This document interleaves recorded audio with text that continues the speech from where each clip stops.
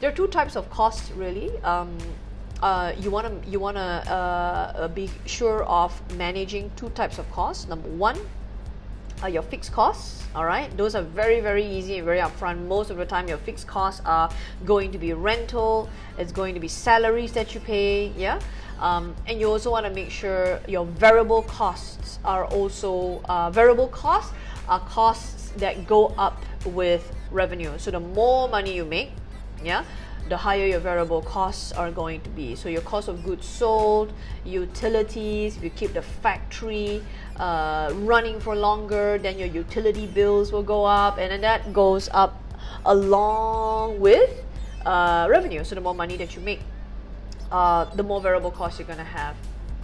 So the thing about your cost structure is that you've got to also understand how your costs work. When I say how your costs work, you almost have to understand its behavior. So let me go with variable costs. Okay, let me go with variable costs. And when you take a look at variable costs, it's your raw material. So you need that kind of raw material to be able to operate your business, all right? So if you're a manufacturing concern, this is a very, very important number, because if you can produce 1 ringgit of revenue when you sell your product, 1 ringgit of revenue from a lower and lower variable cost, and your variable costs will come from where? What is a variable cost for you? Number one, raw material, and your raw material comes from suppliers. So guys, we're not saying here let's squash our suppliers and pay them very little. Yeah, let's do that. No, that's not what I'm saying. What I'm trying to say is optimize how much you pay your suppliers, but you might also want to say, there are benefits for me if I invest in a little bit of storage and then I buy more because I can keep the raw material for a long time. That is also possible. There are certain types of food that you can keep for a long time. And then you invest in storage, but you've got to do a pro and con. If I invest in storage and keep more stock, it drives my cost down.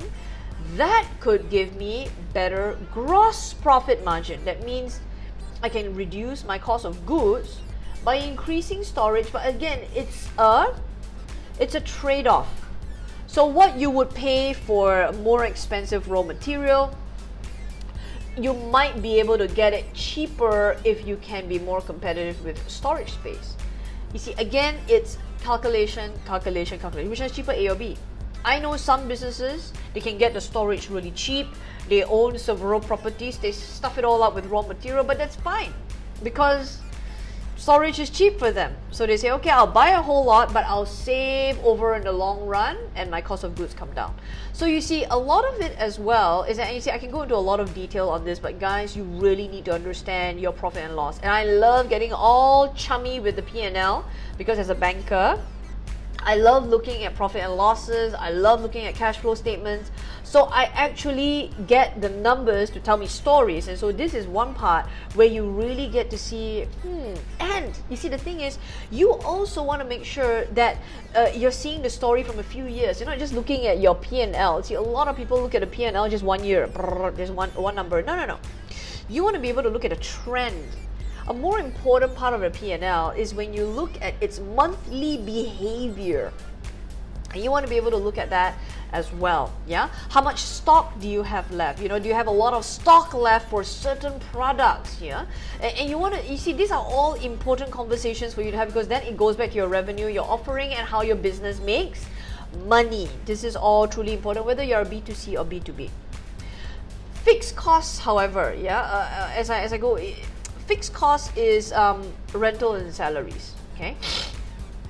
There are a few other things that are like fixed costs, you know, it depends on what kind of business you're in. If you're in a franchise business, you've got a royalty payment, you know, and those can be pretty fixed, you know, it can be up and down as well. Again, it depends on your franchise model. Again, this is so many facets of this, yeah, different businesses. Rental and salaries, if I may. So, in order for us to be optimal with our fixed costs, I don't mean go and talk to your landlord and say, I want to squash down my rental fee that I pay you. Oh my gosh, your landlord going to kick you out, right? Provided you're renting. But otherwise, that's not what I mean. But what I mean is being very optimal with how you use the space. You know, do you need to use the, and you see, these are all questions that we get our clients asking as well. Do you need to use the space, as in, do you need to stock up? You know, do you need to have a lot of space to run the occasional seminar? And you see, these are questions that I ask myself. Or could you invest in better technology so that you don't have to have a very huge seminar space, but you have a very, very good webinar tool, you know, that enables us to reach out to so many more people that are just not even in the same vicinity as I am right now.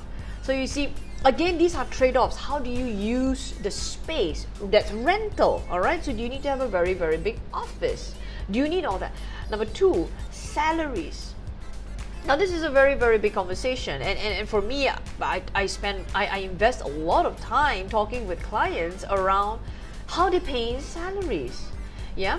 And you see, this is again coming down to how do you know that your every employee is as productive as possible? For every dollar of salary that you pay, are you getting the optimum productivity from said employee?